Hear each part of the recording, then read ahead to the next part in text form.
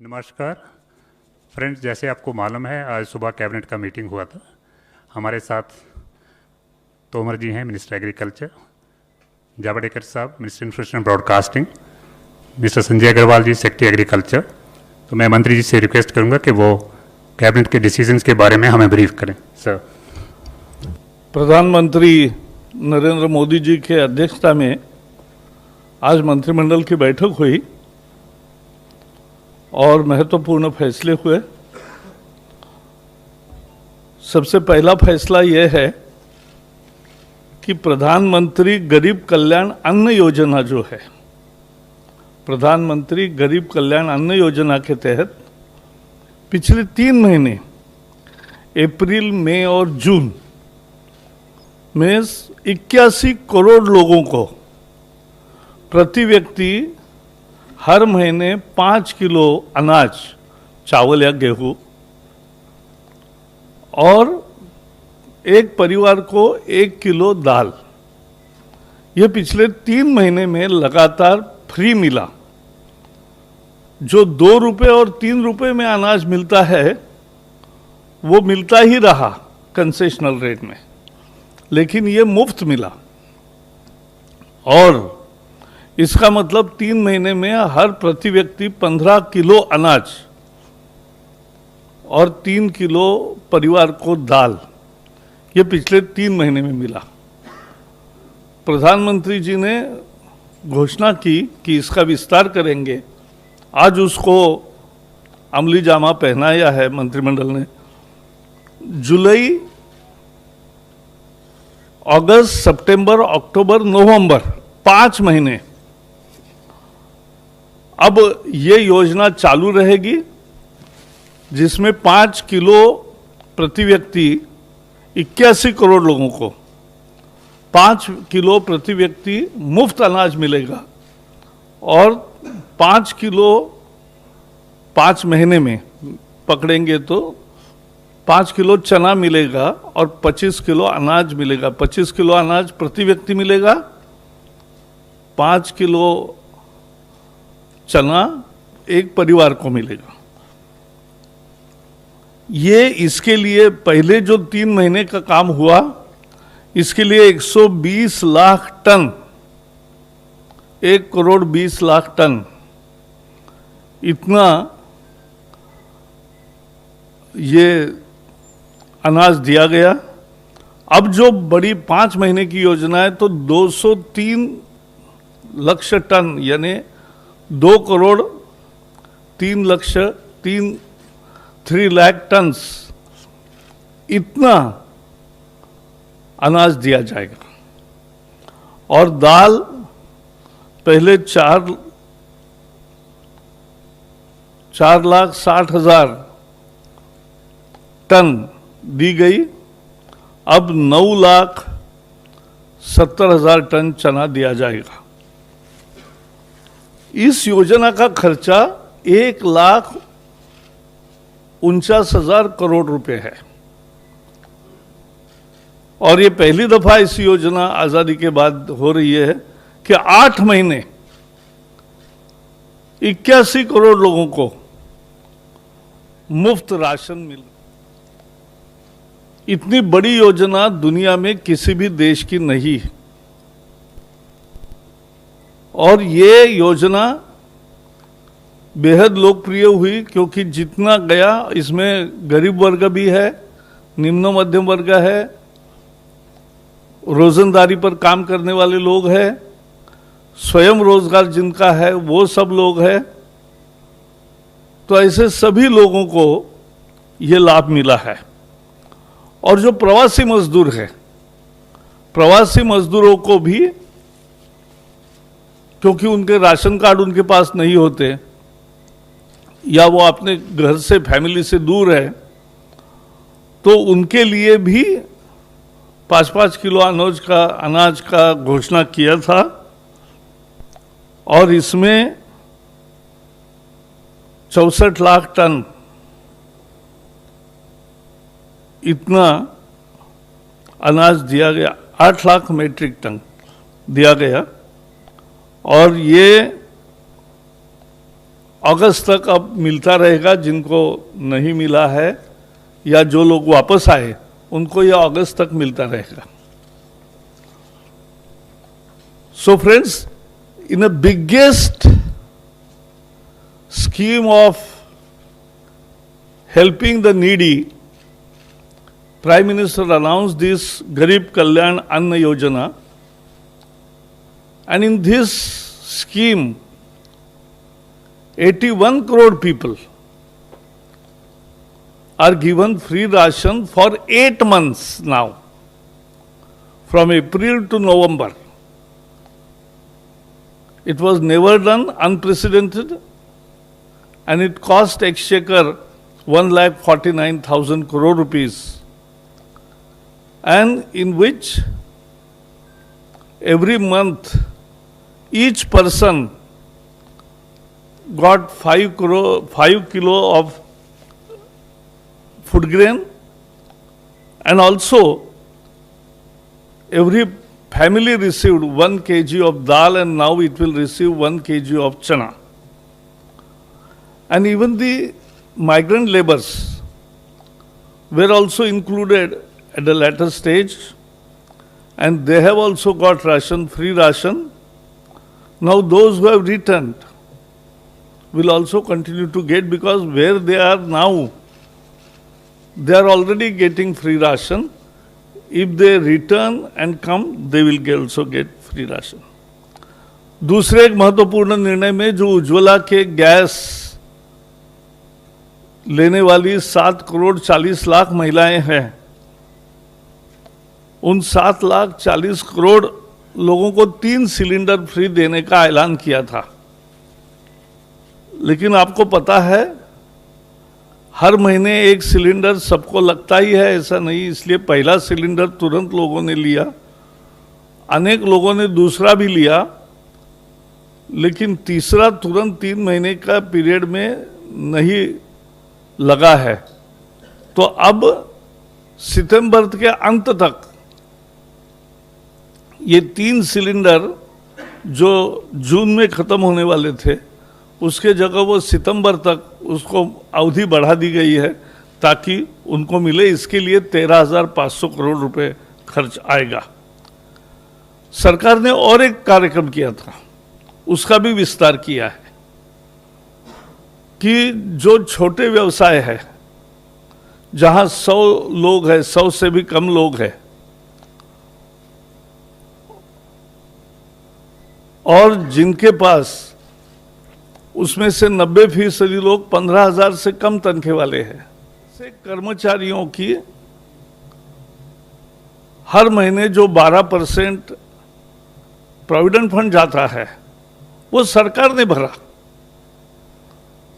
मजदूरों का भी, कर्मचारियों का भी और मालिक का भी। तो ऐसे 3,67,000 उद्योगों को, एस्टेब्लिशमेंट्स को इसका फायदा हुआ, और 72 लाख लोगों को इसका फायदा हुआ। तो ये बहुत महत्वपूर्ण है।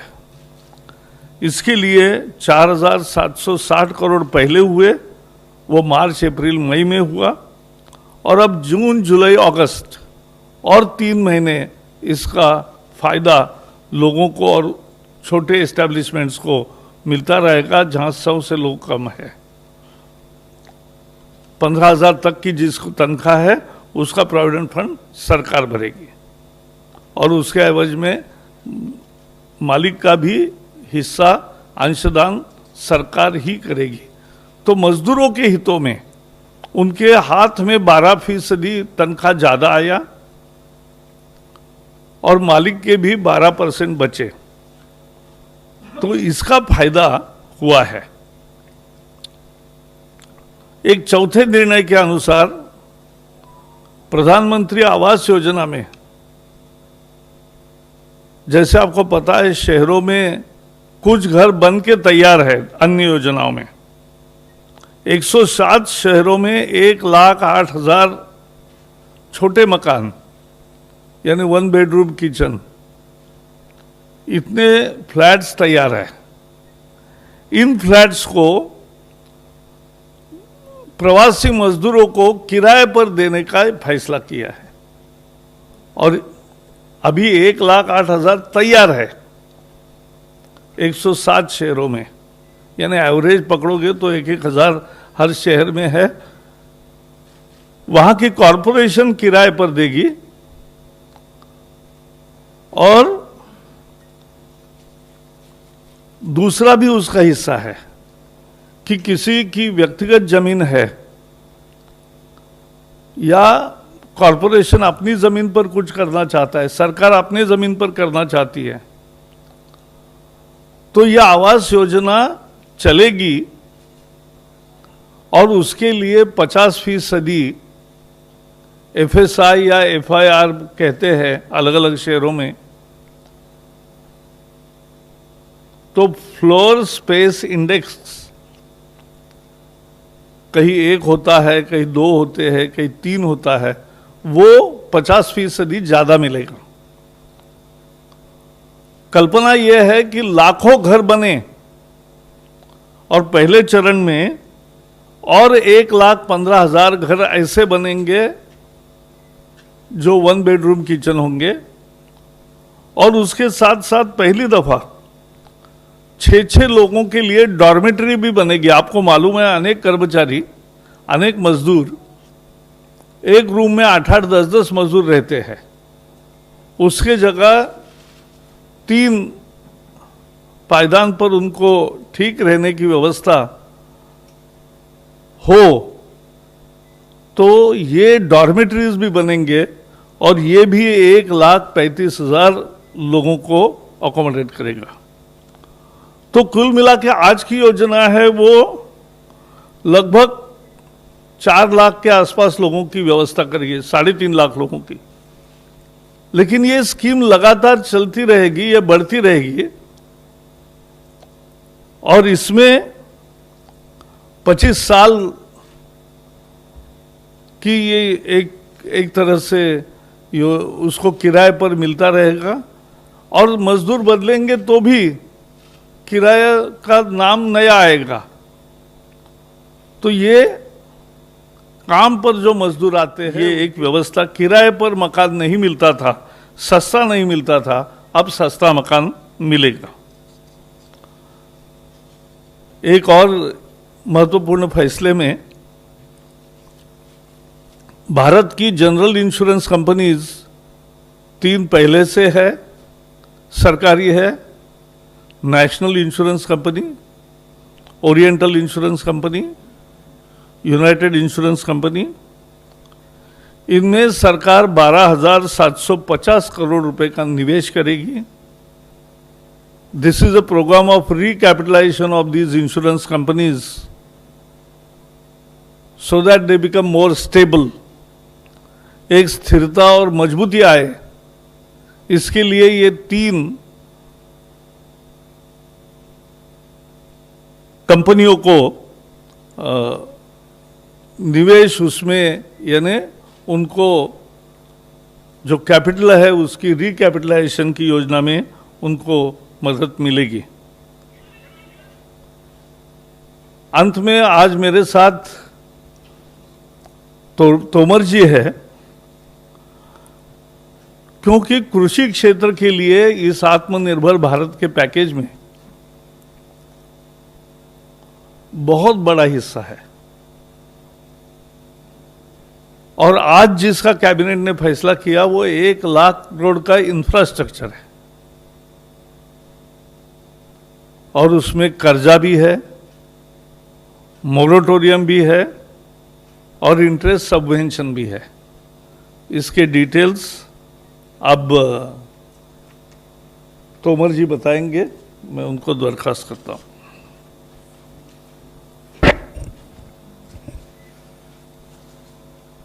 बहुत धन्यवाद प्रकाश जी। जैसा कि माननीय जावड़ेकर जी ने मंत्रिपरिषद के सभी निर्णयों को आपके समक्ष रखा है, कृषि क्षेत्र में जो महत्वपूर्ण निर्णय हुआ है उसको थोड़ा इस अवसर पर मैं विस्तार देना चाहता हूँ। हम सब लोगों के ध्यान में है कि कोरोना वायरस के संकट के इस दौर में कृषि का क्षेत्र और ताकतवर बन के उभरा है। लॉकडाउन की स्थिति में लगभग गतिविधियां बंद थीं, लेकिन कृषि का क्षेत्र अपनी गति से काम कर रहा था और किसानों ने किसी भी प्रकार से इस क्षेत्र में नुकसान होने का अवसर प्रदान नहीं किया। अगर हम रबी की फसल की दृष्टि से देखेंगे तो गत वर्ष 144 मिलियन टन पैदावार हुई थी और इस बार 152 मिलियन टन पैदावार हुई है और खरीफ की बुआई अभी चल रही है। लेकिन बुआई का आंकड़ा भी अगर हम देखेंगे तो इस बार 432.97 लाख हेक्टेयर में बुआई हो चुकी है। गत वर्ष से अगर इसकी तुलना करेंगे तो 202 लाख हेक्टेयर अभी ज़्यादा है, यानी 88% ज़्यादा है और अभी ये सिलसिला चल ही रहा है। कुल मिला के रबी में पहले से अधिक पैदावार करना, उसका उपार्जन करना, बाकी सारी व्यवस्थाएं बनाना और ग्रीष्म ऋतु की फसल हो या खरीफ की फसल हो, उसमें भी उत्तरोत्तरी वृद्धि होना, ये कृषि क्षेत्र की ताकत का परिचायक है। और इसलिए प्रधानमंत्री जी जब भी कोई योजना बनाते हैं तो उसमें कृषि और ग्रामीण क्षेत्र का विशेष ध्यान रखते हैं। और मैं धन्यवाद देना चाहूँगा कि जब पिछले दिनों आत्मनिर्भर पैकेज की भी उन्होंने घोषणा की तो कृषि और संबद्ध क्षेत्रों के लिए प्राथमिकता से ध्यान रखा।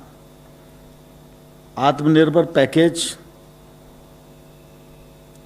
की जब घोषणा हुई तो देश भर में एक अलग प्रकार की ऊर्जा का कृषि और ग्रामीण क्षेत्र में संचार हुआ और प्रधानमंत्री जी ने सिर्फ अनाउंसमेंट ही नहीं, उन्होंने जो कल्पना दी उस कल्पना को मूर्त रूप देने का काम भी भारत सरकार ने त्वरित गति से प्रारंभ कर दिया है। पिछले दिनों 2 ऑर्डिनेंस हुए। यह इसी दिशा में बढ़ता हुआ एक कदम है। किसानों का उत्पादन, व्यापार और वाणिज्य अध्यादेश 5 जून को हुआ। उसी प्रकार से मूल्य आश्वासन और कृषि सेवा अध्यादेश, यह भी 5 जून को हुआ। ये दोनों ऐसे ऑर्डिनेंस हैं कि सामान्य तौर पर लोग सोचते तो होंगे लेकिन इस दिशा में साहस नहीं कर पाए, लेकिन आत्मनिर्भर पैकेज के अंतर्गत इन दोनों ऑर्डिनेंस को मूर्त रूप दिया गया। पूरे देश में कृषि फायदे में आए और जो छोटे किसान हैं उनकी ताकत बढ़े, उत्पादन में भी ताकत बढ़े, उत्पादकता बढ़ाने में भी ताकत बढ़े, विपणन की दृष्टि से भी उनको अच्छे प्लेटफॉर्म मिलें और वो प्रोसेसिंग में भी जाएं, पैकेजिंग में भी जाएं। इसके लिए 10,000 एफपीओ बनाने की प्रधानमंत्री जी ने घोषणा की थी और मुझे कहते हुए प्रसन्नता है कि मंत्रिपरिषद ने भी उसको पारित कर दिया और विभाग ने भी उसकी जो गाइडलाइंस हैं वो बनाकर जारी किए। केसीसी की बात आत्मनिर्भर पैकेज में कही गई थी। अभी तक 75 लाख नए किसानों को केसीसी दे दी गई है और 2.5 करोड़ किसानों को और इसमें कवर किया जाना है। पीएम किसान योजना के अंतर्गत 10 करोड़ किसानों को 20,000 करोड़ रुपया जारी कर दिया गया है। आत्मनिर्भर पैकेज में एक महत्वपूर्ण घोषणा थी कि कृषि अधोसंरचना गांव-गांव में खड़ी हो और किसान अपना उत्पादन ठीक प्रकार से रख सके, रोकना चाहे तो रोक सके, जब उपयुक्त उत्पादन उसे बेचने का अवसर मिले, उचित कीमत मिले, तब वह बेच सके। इसके लिए जो अधोसंरचना की जरूरत थी वो ग्रामीण क्षेत्र में उपलब्ध नहीं थी। आवश्यकता तो इस बात की भी है कि ग्रामीण क्षेत्र में रोजगार के अवसरों का सृजन हो और किसान को अपनी उत्पादन का अच्छा मूल्य मिले, इसके लिए प्रोसेसिंग की भी सुविधा होनी चाहिए। लेकिन यह सुविधा भी ग्रामीण क्षेत्र तक इसकी पहुंच नहीं थी। और विशेष रूप से अगर हम देखेंगे तो इतनी मदद के बावजूद भी कृषि का क्षेत्र अपने आप को इसलिए उपेक्षित महसूस करता है कि निजी क्षेत्र का निवेश गांव तक और खेत तक नहीं पहुंचता। ये जो कानूनी बदलाव हुए, इन बदलाव के परिणाम स्वरूप भी निजी निवेश किसान तक, गांव तक, खेत तक पहुंचेगा। और ये पहुंचे, इसके लिए ये 1,00,000 करोड़ रुपए का पैकेज है। यह पैकेज इसका माध्यम बनेगा। और मैं धन्यवाद देना चाहता हूं माननीय प्रधानमंत्री जी ने आज मंत्रिपरिषद की बैठक में इस पूरी परियोजना को स्वीकृति प्रदान कर दी है।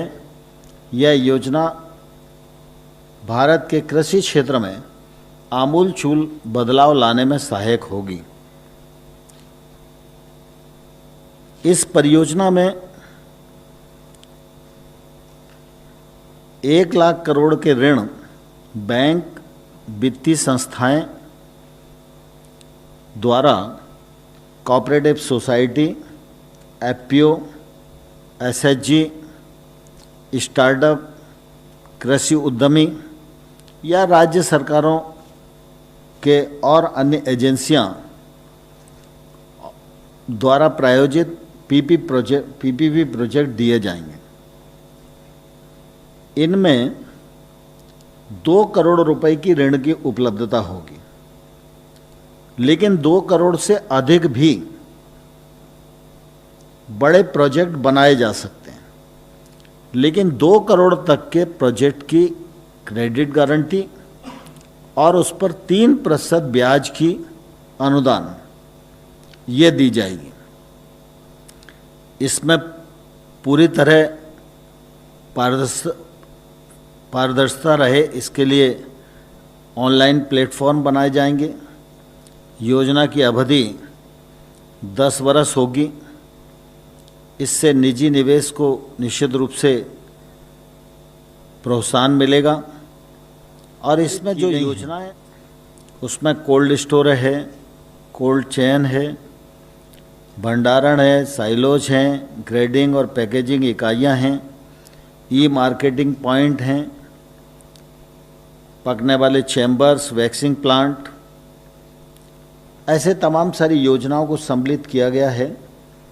और हमारी कोशिश होगी कि जो परियोजनाएं इस परियोजना में शामिल हैं उन सबको ठीक प्रकार से लोग नीचे तक क्रियान्वित कर सकें, उनका लाभ किसानों को मिल सके। इसके लिए उनको तकनीकी जो समर्थन की आवश्यकता है वो तकनीकी समर्थन भी केंद्र सरकार देगी। इस प्रकार की अधोसंरचना खड़ी होने से निश्चित रूप से किसानों को बहुत फायदा होगा, क्योंकि हम सब जानते हैं कि आज खेती के क्षेत्र में हम बहुत तेजी के साथ कदम बढ़ा रहे हैं। दुनिया के मानचित्र पर भी देखें तो खाद्यान्न के क्षेत्र में तो हम बहुत अग्रणी भूमिका में हैं। कई उत्पादन में हम दुनिया में प्रथम स्थान पर खड़े हैं अथवा द्वितीय स्थान पर खड़े हैं। लेकिन ऐसी परिस्थिति में भी अगर हम देखते हैं तो लगभग 20% फसल अधोसंरचना की अनुपलब्धता के कारण बर्बाद हो जाती है। यह 1,00,000 करोड़ का पैकेज इस बर्बादी से किसान को बचाएगा, किसान को अपने उत्पादन का उचित मूल्य मिल पाए यह सुनिश्चित करेगा, नीचे तक प्रोसेसिंग इकाइयां पहुंचेंगी, जिससे कि कृषि उत्पाद के उचित मूल्य की गारंटी भी सुनिश्चित हो सकेगी और दूसरी तरफ गांव में रोजगार के भी बड़ी मात्रा में अवसर सृजित करने में यह सहायक होगी। मैं समझता हूं कि यह पूरा जो प्रोजेक्ट है यह कृषि की अर्थव्यवस्था को सक्षम बनाने के लिए एक ऐतिहासिक परियोजना है। इसके लिए मैं माननीय प्रधानमंत्री जी को हृदय से बहुत बहुत धन्यवाद देना चाहता हूं और किसानों को बधाई देना चाहता हूं। धन्यवाद सर। फ्रेंड्स, अगर आपका क्वेश्चंस हैं तो you can just raise your number. क्या कैबिनेट को बॉर्डर एरियाज के में जो चल रहा है चाइनीज पुल बैक के बारे में कोई जानकारी दी गई या कोई सीसीएस की बैठक हुई जिसमें इस विषय पर कोई चर्चा हुई, बताएंगे? जो कैबिनेट में जो फैसले हुए वो मैंने आपके सामने रखे हैं, तो बाकी विषयों की चर्चा आज नहीं हुई। नंबर 16।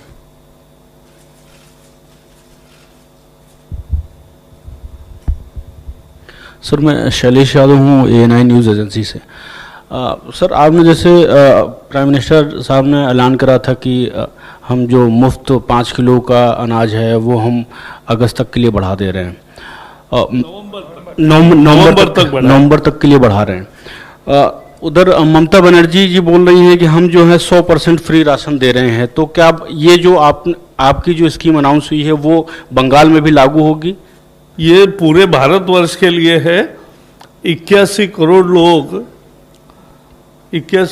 लोग को देने वाली ये योजना है। अब इससे कोई और लोगों को देगा तो अलग चीज़ है, लेकिन 81 करोड़ में मूलतः जिनकी ज़रूरत है वो सभी लोग आते हैं और उन सबको भारत सरकार प्रधानमंत्री गरीब कल्याण अन्न योजना के तहत ये 8 महीने के लिए मुफ्त राशन दे रही है। नंबर 6। सर, जो आपने बोला कि अब माइग्रेंट्स को जो है हम किराए पे मकान भी देंगे, तो उनसे क्या किराया वगैरह चार्ज किया जाएगा? वो वहाँ की लोकल कॉरपोरेशन जो होगी वो तय करेगी। मंत्री जी, हमारा सवाल ये है कि जो आप प्रवासी मजदूरों को जिनके पास राशन कार्ड नहीं है उनको भी ये 5 किलो और 1 किलो चना देंगे, तो उनको किस तरीके से आप देंगे जब राशन कार्ड नहीं है? तो ऑलरेडी उनको दिया जो यहाँ थे, शेल्टर होम में थे, जो मालूम था और जो उसकी एक व्यवस्था बनी और ठीक चली। और अभी जो लोग वापस आ रहे हैं, क्योंकि उनके पास फिर भी आने पर रेशन कार्ड नहीं होगा, अभी पोर्टेबल रेशन कार्ड होगा, तब ये समस्या नहीं रहेगी, लेकिन ये अभी भी मिलेगा, आइडेंटिफाइड है। So today there is an investigation which has been launched against the Gandhi family. How significant it is, because this is a government probe which has been launched against the Gandhi family, and what does the government derive out of this particular investigation? मुझे आप समय लेके जरूर मिलिए, मैं आपको सारे सवालों के जवाब दूंगा। Migrant labor are returning to the cities. Yeah. Has the government any monitoring of the number of people returning? And No. what is the grain you provide the migrants? all the returning trains are full, and therefore people are returning. They have their own arrangement with the owner or contractor or the employment provider and companies, and they are returning because they wanted to be with their family. Now many are returning, many are doing. Acha, those who are in these rural areas stayed in their family, they get job under Manarega. So they get job earning 202 rupees minimum, and as per the region it changes. की तरफ से बहुत कुछ ऐलान हुआ, लेकिन राहुल गांधी का कहना है कि इस इंडस्ट्री में बहुत बड़ा नुकसान हुआ और जिसकी वजह से तमाम लोग बेरोजगार हुए। और उनका कहना यह भी है कि उन्होंने 1-1.5 महीने पहले ये घोषणा कर दी थी, इस बात की भविष्यवाणी की थी कि ऐसा होगा, लेकिन सरकार ने उस पर ध्यान नहीं दिया। ऐसा है, जो बाकी प्रश्न है उसका तो मैं जवाब बाद में दूंगा, लेकिन सबसे ज्यादा बड़ा 3,70,000 करोड़ का पैकेज स्मॉल, मीडियम और सूक्ष्म लघु उद्योगों को मिला है। और केवल मिला नहीं है तो उसका अमल भी शुरू हो गया, और जो उसमें परिभाषा थी वो भी बदल दी गई है। तो लगभग आज देश के 85 to 90% उद्योग अब मंझिले, छोटे या सूक्ष्म लघु उद्योगों के कैटेगरीज में आते हैं।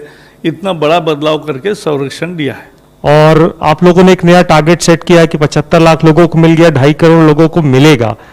आखिर इस बार जो आप कह रहे हैं मिलेगा, क्या कोई स्पेशल डायरेक्शंस दिया गया है, कोई मॉनिटरिंग है या कोई सेंट्रलाइज गवर्नेंस सेल है? क्योंकि हालात वही है, आप यहां अनाउंस करते हैं, ग्राउंड रियलिटी बैंक कैसे कोऑपरेट करते किसानों को आपको पता है।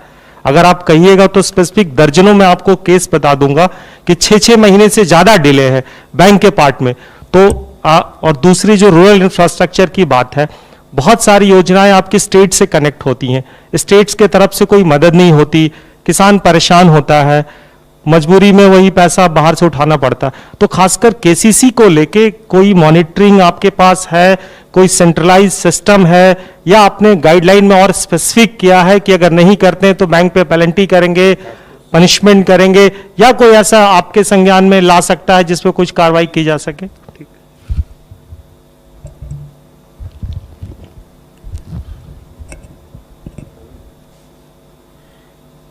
किसानों को क्रेडिट कार्ड मिले और वो साहूकारों के भारी भरकम ब्याज से मुक्त हो सकें, यह विचार सबसे पहले तत्कालीन प्रधानमंत्री अटल बिहारी वाजपेयी जी की सरकार में आया था। और उस समय वाजपेयी जी ने इस योजना को प्रारंभ किया था और एक किसान को इस योजना के अंतर्गत 25-30 ऋण उपलब्ध होता था। जैसे जैसे समय व्यतीत हुआ, ऋण की आवश्यकता बढ़ती गई और आज किसान क्रेडिट कार्ड के अंतर्गत किसान को 2 से 3 लाख रुपए तक का ऋण उपलब्ध होता है। अभी सामान्य तौर पर अगर हम अनुमान करते हैं तो देश भर में 14 करोड़ किसान हैं, लेकिन जब पीएम किसान योजना के अंतर्गत हम लोगों ने किसानों को ढूंढने की कोशिश की तो अभी 10 करोड़ किसान लगभग हमारे यहाँ पंजीयन हुए हैं। कुछ अभी और होंगे जो आएंगे। और अगर केसीसी में हम देखें तो अभी 6 करोड़ 45 लाख किसान ही कवर हैं। इन 6 करोड़ 45 लाख किसानों के पास 4 लाख करोड़ ऋण की उपलब्धता है। यह ऋण 31 मार्च को जमा होता है तो ब्याज की सब्सिडी किसानों को प्राप्त होती है। इस बार 31 मार्च था, लॉकडाउन के बीच में किसानों की फसल भी उस समय नहीं आई थी, तो किसान 31 मार्च को जमा नहीं कर सकते थे और इसलिए इस तिथि को बढ़ाकर प्रधानमंत्री जी ने 31 अगस्त किया। फरवरी 19 में फिर ये ध्यान में आया कि किसानों जिनके पास केसीसी की उपलब्धता नहीं है, अगर उन्हें भी केसीसी मिल जाएगी तो ये ऋण उनकी खेती को आगे बढ़ाने में मददगार होगा। और इसलिए फरवरी 19 में एक अभियान लिया गया, जिस अभियान को लॉन्च चित्रकूट में प्रधानमंत्री जी ने किया था और उस दिन से यह अभियान प्रारंभ हुआ।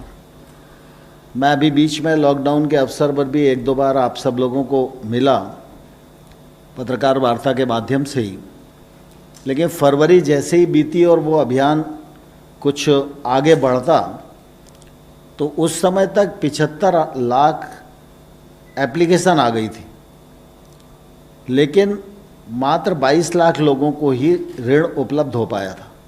फिर पूरी तरह गतिविधियां बंद हो गई और अभी जब से गतिविधियां प्रारंभ हुई हैं तो जो 75 लाख एप्लीकेंट थे उन सबको ऋण की उपलब्धता हो गई है और इस अभियान को हम और तेज़ी के साथ आगे बढ़ा रहे हैं। बचे हुए शेष लोगों को किसान क्रेडिट कार्ड मिल जाए, उसके माध्यम से उनको ऋण मिल जाए और उस ऋण के माध्यम से अपनी खेती को वो उन्नत बना सकें। इस अभियान को हम निश्चित रूप से पूर्णता प्रदान करेंगे। इसमें बैंकों का भी सभी प्रकार का सहयोग प्राप्त हो रहा है। लाखों मजदूरों को घर दिए जाएंगे, डॉर्मेट्री दी जाएगी, तो उसका प्रोसेस क्या होगा और क्या उसका रेट निर्धारित हुआ है केंद्र सरकार की तरफ से या कॉरपोरेशन ही उसका किराया भी निर्धारित करेगी? देखो, हर शहर के विभिन्न शहर विकास योजनाओं में जो घर बने हैं उसकी स्थिति जब जायजा लिया तो 1,08,000 ऐसे मकान तैयार है जो अभी अलॉट नहीं हुए हैं। तो जो प्रवासी मजदूर आते हैं किराए पर आज मिलने की बड़ी दिक्कत आती है और किराया बहुत ज़्यादा होता है, तो कम किराए पर उसको अफोर्डेबल हाउसिंग कैसा मिले ये उसकी मूल योजना है।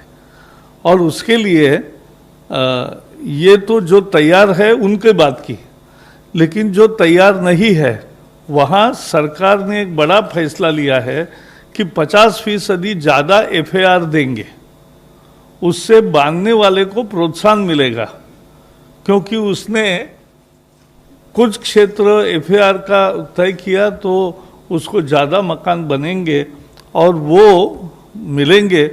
मजदूरों को काम के आसपास रहने की व्यवस्था होनी चाहिए। ये कोविड का मुझे लगता है सबसे बड़ा सबक सबको है, सारी दुनिया को मिला है। और इसलिए अगर नज़दीक रहना है तो जैसे कॉलोनीज होते हैं वैसे कोई भी अपने ज़मीन पर या दूसरे ज़मीन पर करेंगे तो उनको ज़्यादा FAR मिलेगा, FSI ज़्यादा मिलेगा। और उसके साथ जो किराया है वो प्राइवेट में जो बांधेगा वो तय करेगा, लेकिन जो सार्वजनिक है, जो नगर निगमों का है, वो नगर निगम तय करेगी। Thank you sir, thank you very much friends.